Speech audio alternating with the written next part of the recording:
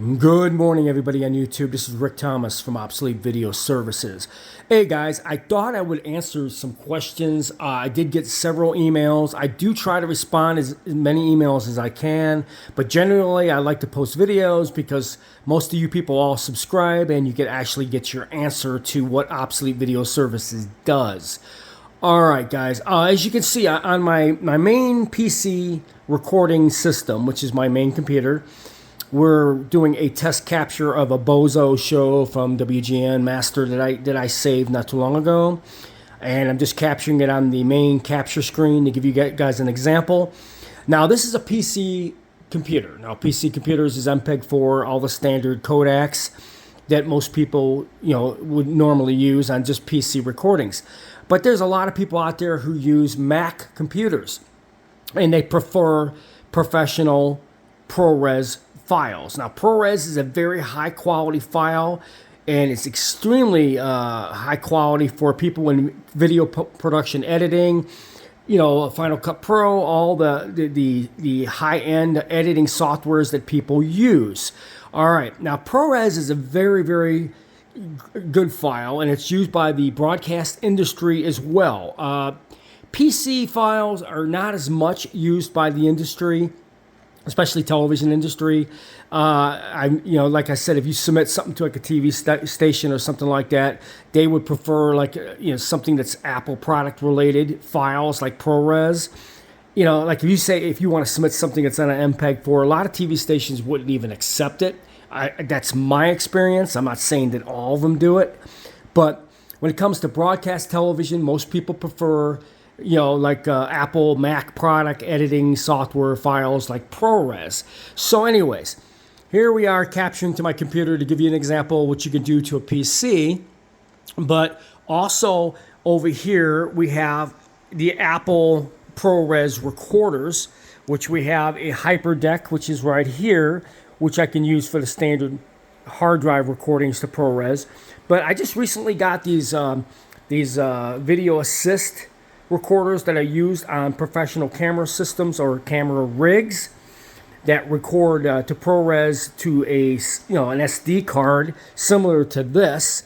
Now these cards here, they're smaller and they're a little bit more user friendly, and most people prefer those cards because they're easier to use or adapt to the computer settings for editing and all that, compared to going through all the trouble of trying to plug in a hard drive or an SSD drive to a conversion unit that plugs into USB.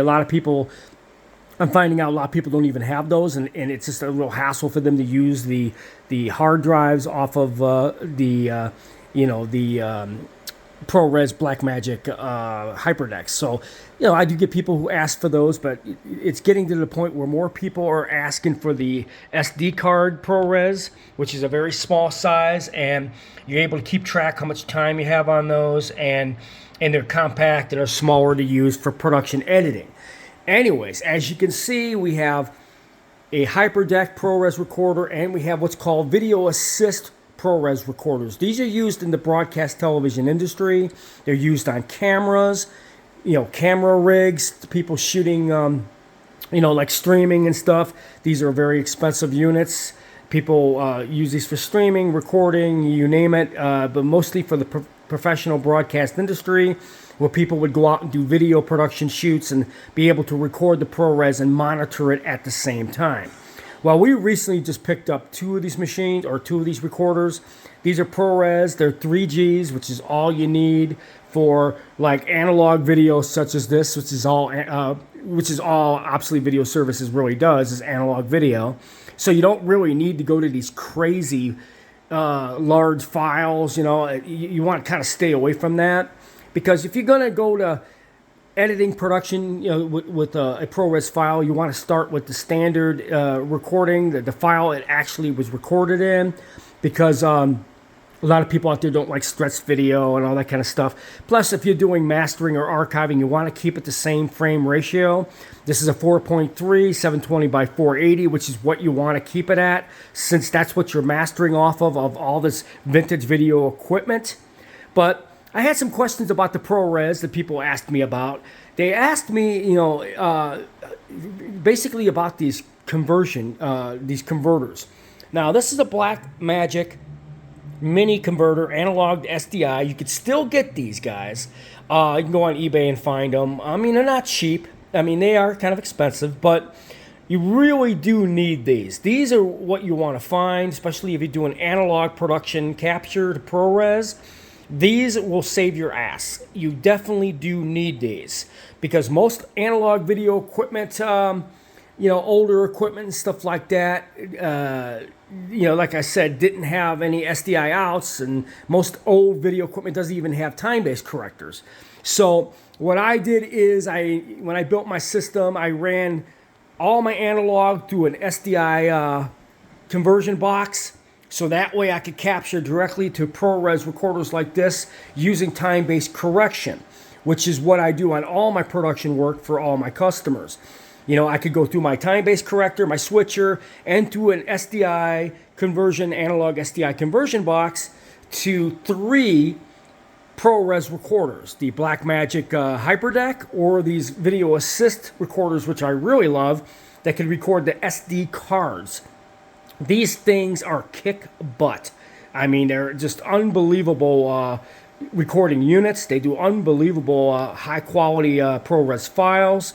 And these I highly recommend for the production house or production facility if you're doing any ProRes for customers. But as you see, when you have one of these analog SDI recorders, you're able to use both output connections if you own 2 of these Video Assist, and you could record the same program at the same time to 2 SD cards, okay? Say you got a customer that wants a recording to an SD card, but they want a copy. This is the easiest way to do it. You could record 2 SD cards at the same time. There is SD card copier units you can buy that clone the card, but a lot of people don't have access to those, and I've only been able to find one that's of any use for video production work. So, you're really kind of a victim to if you need to make a copy or of an SD card, or if they want 2 SD cards with the same program on it. My setup allows you to actually record 2 programs or the same program twice at the same time to 2 separate cards. This is really the way to go, because I do get customers that ask for one recording to a ProRes SD card, but they want another one as a secondary backup. So here we're able to do 2 SD card recordings of one program at the same time. Or if I had to make 3 recordings, I could do 2 SD cards and I could do one to a hard drive at the same time. So actually I can do 3 at the same time if I really needed to. But I'm getting a lot of customers who are asking about these SD card recordings to ProRes. They want these small little cards. And I find them to be fantastic and very easy to use, especially in video editing and everything else. And so Obsolete Video Services is completely set up for this type of production work. So we can now make ProRes to SD cards. I could do 2 at the same time from one program if you need a backup. And like I said, everything goes through my television rack right here, which goes from analog to do professional time-based correction to SD card recordings to recorders. So you're getting time-based correction on all the analog machines, because most analog recorders of the time do not have time-based correction built into them.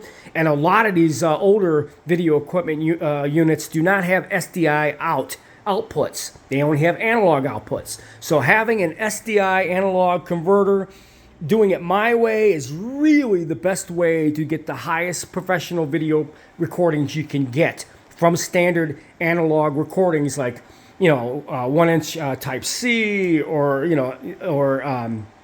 even this particular 1-inch, which is like I said, it's an IVC, and this has analog outputs.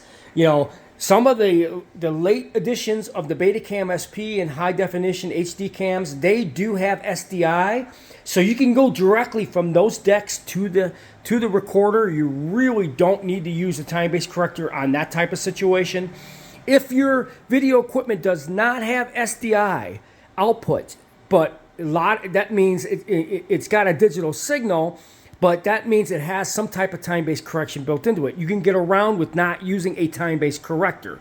But all the very, very old stuff, open EIAJ reel-to-reel, 1-inch decks, IVC decks, you know, a lot of Betamax, VHS. There's a lot of decks that do not have time-based correction built into it, or SDI outputs. They're just analog video, you know, composite or component video. So you do need to use an analog SDI recorder. This will save your ass, and you can make sure everything goes to SDI out to a ProRes recording. So I hope you enjoyed this video.